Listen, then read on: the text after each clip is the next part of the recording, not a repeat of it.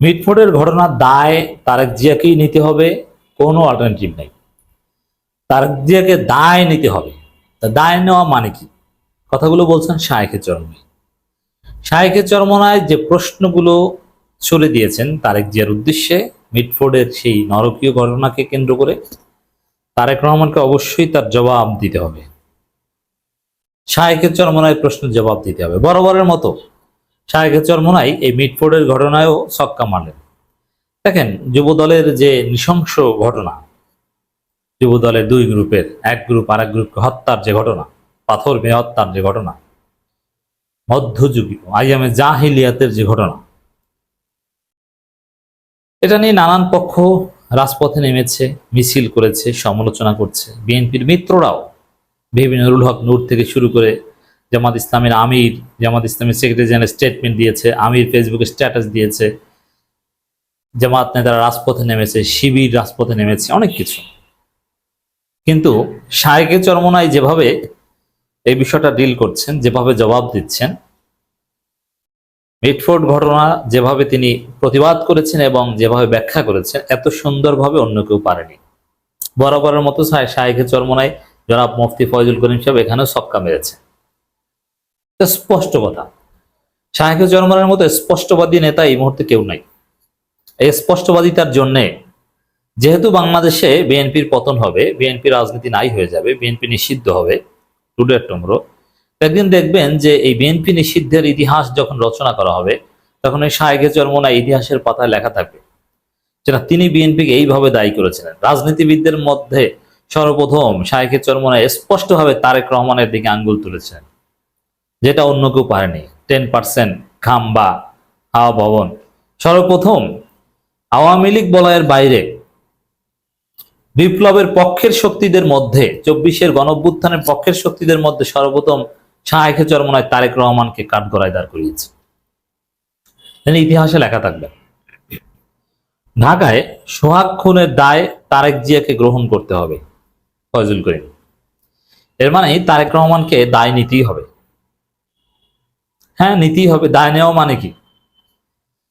দায় নেয়ার তাৎপর্যের একটা হচ্ছে যুবদলের সব কমিটি বাতিল করে দেওয়া বাংলাদেশের, এবং ভুল স্বীকার করা। এখন যান ফিরিয়ে দেওয়া তো সম্ভব নয়, আর্থিক ক্ষতিপূরণ দেয়া দলের পক্ষ থেকে, সোহাগের পরিবারের দায়িত্ব নেয়া, এবং সর্বোপরি ক্ষমা চাওয়া যে আমার লোক এটা করেছে, আমি ক্ষমা চাই, আর কেউ করবে না। এবং এর বিনিময়ে আমি এই যুবদলের সব কমিটি, একবারে সন্ত্রাসী মোনায়েম মুন্না থেকে শুরু করে নয়ন টয়ন সবাইকে আমি স্যাক করলাম। এইভাবে দায় নিতে হবে। কিন্তু তারেক রহমান বলবে যে না না না, এটা বিচ্ছিন্ন ঘটনা, এটা চাঁদাবাজির ঘটনা না, যে নিহত সেও তো আমাদের লোক। মানে এইসব দানাই ফানাই কথা বললে কাজ হবে না। দায় নেয়া বলতে যা বুঝে আমি ব্যাখ্যা দিলাম, এইভাবে দায় নিতে হবে। এখন দায় নেয়া বলতে তো আর তিনি তো আর মিটফোর্ডে এসে মাথা পেতে দেবেন না, ভাই আমার লোক খুন করেছে, আমাকে তোমরা মারো না। তিনি লন্ডনে বসেই ক্ষমা চাইবেন, ক্ষতিপূরণ দেওয়ার কথা বলবেন। এবং যেহেতু যুবদল এই ঘটনা ঘটিয়েছে, আবার তারেক রহমানকেও ক্ষমা চাইতে হবে, কারণ খুলনায় যুবদলকে গুলি করে রকেটে হত্যা করেছে। আর গুলি করার কথাটা ধামাচাপা দিয়ে তারেক রহমান অন্যান্য ছাত্রী এবং বাটপারদের মতো তিনি বলছেন রকেটে হত্যা করা হয়েছে। আসলে হত্যা করা হয়েছে গুলি করে। তা রক্কাটা এই বিষয়টা সামনে আনছেন কেন? তা মানুষ বুঝে গেছে যে এইসব বাটপারি চলে না, রক কাটে বিএনপি। এখন খুলনার ঘটনায় আপনি কেন বিভ্রান্তিমূলক কথা বক্তব্য দিন? ওটাও ক্ষমা চাইতে হবে। যেহেতু সারা বাংলাদেশে 5 কোটি টাকা চাঁদা চাওয়া, গাড়ি ভাঙচুর করা, এগুলো সব যুবদল করছে। দায় স্বীকারের মধ্যে বা দায় নেওয়ার একটা হচ্ছে টোটাল যুবদলের কমিটি বাতিল করে দেওয়া, এটা একটা দাবি। ইসলামী আন্দোলন বাংলাদেশের সিনিয়র নায়েবে আমির মুফতি সৈয়দ মোহাম্মদ ফয়জুল করিম বলেছেন, ঢাকায় সোহাগ খুনের দায় দায়িত্ব তারেক জিয়া, মির্জা ফখরুল ও প্রশাসনকে গ্রহণ করতে হবে। হ্যাঁ, মির্জা ফখরুলকে গ্রহণ করতে হবে, কারণ মির্জা ফখরুল বিএনপির মহাসচিব। তিনি দেশে এই শৃঙ্খলা রক্ষার ফিল্ডে দায়িত্ব হচ্ছে মির্জা ফখরুলের। যদি গ্রুপিং আছে, ফখরুল গ্রুপ, রিজভী গ্রুপ, আর এখন চান্দাবাজির পার্সেন্টেজ সবচেয়ে বেশি পায় ফখরুল গ্রুপ। এই ফখরুল গ্রুপের ঘরে ঘরে চান্দার ভাগ চলে যায়। অতএব ফখরুলকে দায় নিতে হবে, আর প্রশাসনকেও নিতে হবে। প্রশাসন কেন অপারেশন ক্লিন হার্ট টাইপের কোনো অপারেশন চালায় না সন্ত্রাসীদের ধরার জন্য? আর প্রশাসনকে দায় নিতে হবে, এটা মাওলানা রফিকুল ইসলাম খান বলেছেন, জামাতের এই শায়েখে চরমনাই বলেছেন। It's very significant. কারণ প্রশাসন চলে বিএনপির কথায়, থানা চলে বিএনপির কথায়। বিএনপি যদি বলে, যেমন এই যে ঘটনা অথবা আরো নানান জায়গায় চাঁদাবাজির ঘটনা, জনগণ বা ভুক্তভোগীরা অভিযোগ করে কিন্তু কোনো ব্যবস্থা নেয় না। বিএনপি যদি বলে ঠিক আছে এবার ব্যবস্থা নেয়, বিএনপির কথায় চলে, অতএব প্রশাসনকে দায় নিতে হবে।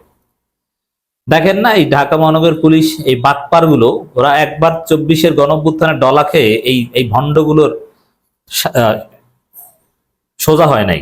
ওরা কি বলছে, যেটা চাঁদাবাজির ঘটনা না, ব্যবসায়িক দ্বন্দ্ব, ফাইজলামি মারাও পুলিশ কমিশনার, তুমি বালের পুলিশ। এই পুলিশের ড্রেস পাল্টাতে হবে, এই পুলিশের ভাষা সে আগের পুরনো দালালদের মতো, আচার আচরণ পুরনো দালালদের মতো। বিএনপির পান্ডাদের কথার বাইরে এরা কিচ্ছু করতে পারে না। এদের ড্রেস চেঞ্জ, লোগো চেঞ্জ, এদের কোড অফ কন্ডাক্ট চেঞ্জ, সবকিছু পাল্টে দিতে হবে। এর আগে বাংলাদেশে কোনো নির্বাচন হবে না। এজন্য শায়েখে চরমনের বক্তব্য ওভারঅল পারফেক্ট। এক আবু সাইদ হত্যা আওয়ামী লীগকে ধ্বংস করে ফেলেছে, আর এক সোহাগ হত্যায় বিএনপি ও মসনদ ধ্বংস হয়ে যাচ্ছে। বিএনপি ক্ষমতায় না, ক্ষমতায় আসার আগেই তাদের পতন ধ্বংস। এখন তাদের পতনের একটা কাজ যেটা করতে হবে, যে থানাগুলো যে বিএনপির কথায় চলছে, পুলিশ বিএনপির কথা চলছে, এটাকে নিউট্রালাইজ করতে হবে। যেসব ওসি বিএনপির কথায় চলে ওদেরকে তালিকা করুন। ওরা সোজা না হলে ওদের আর একটা ডলা দিতে হবে 24-এর মতো।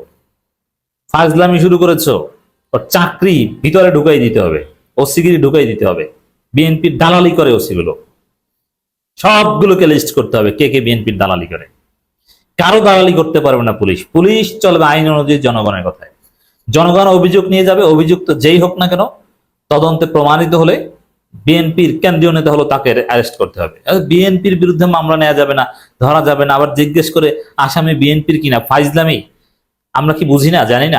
আমরা সব তথ্য আছে বাংলাদেশে। আপনি বিএনপির কোন নেতা আকাম করলে মামলা নিয়ে যাবেন, জিজ্ঞেস করে যে বিএনপির নেতা কিনা। বিএনপির হলে তখন জিজ্ঞেস করে অন্য সিনিয়র নেতাদের, ভাই মামলা নিব কিনা। এই জন্য ওসিগিরি একদম ঢুকাই দেব, সময় আসবে সামনে। দালালি করে না, যেসব ওসি, যেসব পুলিশ অফিসার দালালি করে, প্রত্যেকের আরেকবার করুণ পরিণতি হবে। শুধু সেই অফিসাররাই চাকরি করবে যারা জনগণের হয়ে কাজ করে, কারো দালালি করে না। এই পুলিশের নির্লিপ্ততার কারণে আজকে এই ঘটনাগুলো ঘটছে, কারণ ওরা বিএনপি দালাল। তো এই পুলিশগুলো সব নিউট্রালাইজ করা, বিএনপির ওসি গুলোকে লাঠি দিয়ে বান্দরবান পাঠিয়ে দেওয়া, এগুলো হবে মসনদ ধ্বংসের আর একটা বৈশিষ্ট্য। এগুলো করতে হবে, এগুলো শায়েখে চরমনাইদের কনসিডার করতে হবে। ফজলুল করিম বলেন, যখনই কোনো নেতাকর্মীর বিরুদ্ধে চাঁদাবাজির বিষয়টা ধরা পড়ে তখনই তাকে বহিষ্কার করা হয়। বিএনপি এ পর্যন্ত 3000-এর বেশি নেতাকর্মী বহিষ্কার করেছে, কিন্তু বহিষ্কার কারণে চাঁদা, খুন, জুলুম কমেনি। বহিষ্কার আসলে কিছু না, আইওয়াশ, লোক দেখানো নিয়ম। তারা মানে চাঁদা নিলে পুরস্কার, ধরা পড়লে বহিষ্কার, এটা শায়েখে চরমনাই স্লোগান দিয়েছেন। তারা বলে ব্যক্তি দোষ করলে দল তার দায়িত্ব নেবে না। আমি মনে করি আওয়ামী লীগ ও বিএনপি দুর্নীতির ফ্যাক্টরি। তিনি আব্রারকে যারা হত্যা করেছে তারা বাংলাদেশে মেধাবী ছাত্র ছিল, কিন্তু এই ফ্যাক্টরিতে যাওয়ার পর তারা খুনি হয়েছে। আজকে হাজারো মেধাবী আওয়ামী লীগ বিএনপি করার কারণে ধর্ষক হয়েছে, চাঁদাবাজ হয়েছে, স্পষ্ট কথা। ফজলুল করিম বলেন, পুলিশ এই মামলাকে ভিন্ন খাতে প্রবাহিত করতে ষড়যন্ত্র শুরু করে। যতক্ষণ পর্যন্ত এই ঘটনা প্রকাশ না হয় ততক্ষণ পর্যন্ত কাউকে বহিষ্কার করা হয়নি। চাঁদা নিলে বহিষ্কার, ধরা পড়লে চাঁদা নিলে পুরস্কার, ধরা পড়লে বহিষ্কার, আর ভাইরাল হলে গ্রেপ্তার। এই হচ্ছে পুলিশের চরিত্র, বিএনপির চরিত্র।